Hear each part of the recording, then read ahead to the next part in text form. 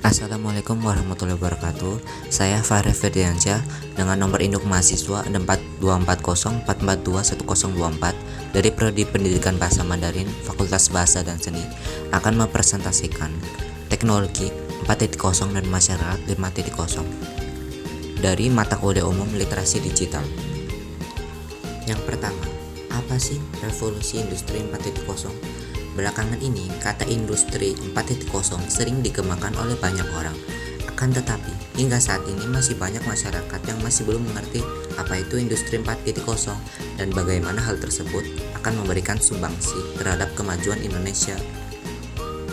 Nah, teman-teman tahu nggak nih, istilah industri 4.0 pertama kali dikembangkan pada Hannover Fair 4-8 April 2011. Istilah ini digunakan oleh pemerintah Jerman untuk memajukan bidang industri ke tingkat selanjutnya, seperti bantuan teknologi.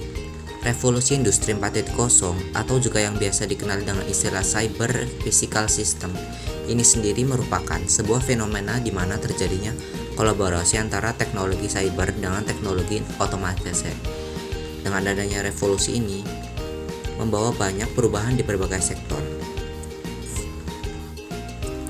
Selanjutnya, ada 4 faktor yang mendorong pendekatan digitalisasi manufaktur industri 4.0. Yang pertama, meningkatkan volume data, kekuatan komputasi, dan konektivitas. Yang kedua, muncul sebuah analisis, kemampuan serta kecerdasan dalam berbisnis. Yang ketiga, ada bentuk interaksi antara manusia dan bisnis. Yang keempat, ada perbaikan instruksi transfer digital ke dunia fisik. Yang selanjutnya adalah masyarakat 5.0 atau lebih sering disebut dengan Society 5.0, merupakan pengembangan konsep industri yang terinspirasi dari revolusi industri 4.0. Awal mulanya diharapkan mampu mengurangi peranan manusia dalam dunia industri. Pada dasarnya, sosial 5.0 ini merupakan konsep yang berpusat pada manusia dan berbasis teknologi. Teknologi ini dikembangkan pertama kali oleh negara Jepang. Betul, negara Jepang yang pertama kali mengembangkan teknologi ini. Society 5.0 dikenalkan pada 21 Januari 2019 sebagai pengembangan dari teknologi sebelumnya. Konsep teknologi ini diharapkan dapat menjawab masalah pada revolusi industri 4.0. Teknologi ini digunakan untuk mengintegrasikan dunia maya dan dunia nyata dengan bantuan AI atau Artificial Intelligence, robot, IoT atau Internet of Things, dan lain sebagainya. Nah, untuk selanjutnya, teman-teman tahu tidak hubungan revolusi 4.0 dengan Society 5.0? Secara konsep, kedua industri ini tidak memiliki perbedaan yang signifikan. Pada dasarnya, Society 5.0 lebih memfokuskan kepada manusia, sedangkan revolusi 4.0 berfokus pada teknologi AI serta kecerdasan buatan sebagai komponen utamanya. Revolusi 4.0 sudah sangat mempengaruhi industri saat ini. Banyak nih ide-ide inovatif dalam berbisnis yang bahkan sebelumnya tidak pernah terfikirkan. Salah satu contohnya adalah Gojek. Ya, aplikasi yang kita gunakan sehari-hari sebagai salah satu transportasi ini. Perusahaan transportasi ini tanpa armada dapat berkembang pesat dibandingkan dengan perusahaan yang memiliki armada. Di sini dapat terlihat dampak teknologi ini tidak hanya berpengaruh pada transportasi maupun industri lainnya seperti industri perbankan, teller bank, analis kredit, agen asuransi, kasir, dan lain-lain. Kegiatan ini tergantikan oleh aplikasi yang ada di ponsel pintar. Mereka biasanya menggunakan aplikasi Smart Kasir. Pada Society 5.0 akan lebih memperhatikan nilai kemanusiaan yang akan mentransfer jutaan data dari internet untuk kehidupan.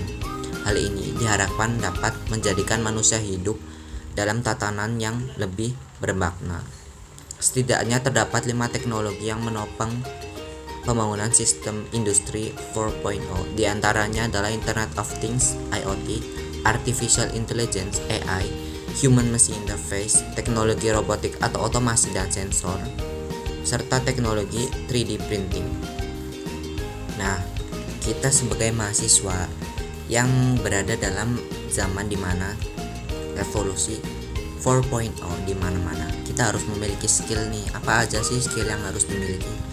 Skill wajib mahasiswa yang harus dimiliki biar lancar hadapi revolusi industri 4.0. Yang pertama, ada problem solving skills. Skills ini yaitu kemampuan yang dibutuhkan untuk memecahkan masalah bagaimanapun caranya dengan cara yang kreatif dan inovatif. Yang kedua, ada berpikir kreatif dan kritis.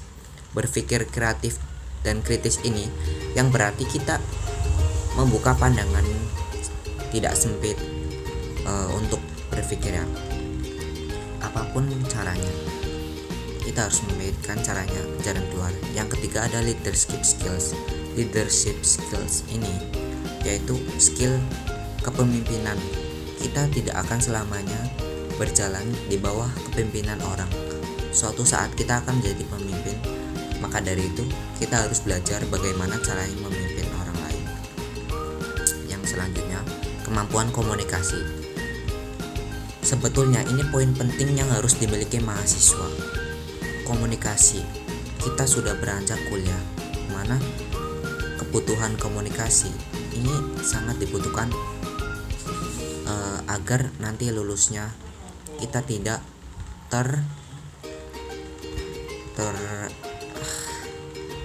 mohon maaf, agar kita dapat memiliki komunikasi yang lancar. Yang kelima, ada adaptif dan fleksibel. Kita tidak harus kaku, kita harus fleksibel, kita harus tahu keadaan. Yang keenam, kemampuan negosiasi dan persuasi. Negosiasi sangat dibutuhkan dalam dunia bisnis saat ini dan dunia teknologi. Sebagai mahasiswa, kita harus sudah dapat melakukan pemanfaatan terhadap Internet of Things. Nah, apa sih salah satunya? Yaitu pembelajaran interaktif. Pemanfaatan IoT dalam dunia pendidikan tentunya adalah untuk pembelajaran yang interaktif. Mengapa? Mengapa bisa disebut sebagai pembelajaran yang interaktif? Bagaimana caranya sih membuat pembelajaran bisa menjadi interaktif dengan memanfaatkan IoT? Saat ini atau masa sekarang, pembelajaran dengan lebih interaktif dan menarik pun sangat mungkin untuk dilakukan, apalagi dengan memanfaatkan IoT. Belajar bisa lebih interaktif. Salah satunya saat ini belajar tidak terbatas pada gambar dan teks, namun bisa lebih daripada itu. Saat ini banyak buku teks yang telah digabungkan ke situs web yang menggabungkan silabus, video, animasi, bahkan penilaian secara online oleh guru mereka, dan dilengkapi dengan materi-materi yang dapat membantu proses pembelajaran. Tentu saja hal itu akan memberikan perspektif yang lebih luas kepada siswa dalam memperoleh pengetahuan dan materi-materi maupun interaksi yang lainnya. Pemanfaatan yang kedua adalah monitoring. Hal yang sangat mungkin untuk dilakukan adalah monitoring baik oleh guru maupun orang tua. Apalagi kita, dosen dan mahasiswa, dengan memanfaatkan IoT, guru maupun orang tua dapat memonitoring bagaimana siswa atau anaknya saat berada di sekolah. Orang tua bahkan dapat mengetahui keberadaan anaknya saat di sekolah dengan tag beberapa jenis sensor pada anak-anak di sekolah. Jadi sensor ini digunakan untuk mengetahui lokasi dari anak tersebut. Dengan sistem ini, orang tua bisa memonitor lokasi anak-anak saat di sekolah dengan mendapat notifikasi via internet. Tentu saja, dengan memanfaatkan IoT ini, orang tua dan guru akan dapat terus mendapatkan peringatan jika si anak berada di luar wilayah sekolah atau tempat yang telah ditandai, sehingga orang tua tidak perlu cemas dengan keberadaan anak di sekolah. Yang selanjutnya ada meningkatkan efisiensi. Meningkatkan efisiensi dalam dunia pendidikan juga bisa dilakukan dengan memanfaatkan Internet of Things. Misalkan, untuk presensi harian, seorang guru atau dosen harus melakukan beberapa kali presensi di kelasnya. Setelah itu masih harus melaporkan ke server. Nah, hal ini sangat menyita waktu kan? Belum lagi jika ada beberapa siswa atau mahasiswa yang hanya titip presensi, bisa menjadi suatu kendala lagi. Nah, dengan adanya IoT ini, presensi siswa atau mahasiswa yang hadir di kelas dapat dilakukan dengan cepat dan efisien karena adanya sensor khusus yang akan mengirim laporan pada server data-data siswa atau mahasiswa yang hadir saat itu. Juga siswa ataupun mahasiswa juga akan sedikit kesulitan saat berbohong mengenai presensinya. Jadi tidak ada lagi zaman titip absen.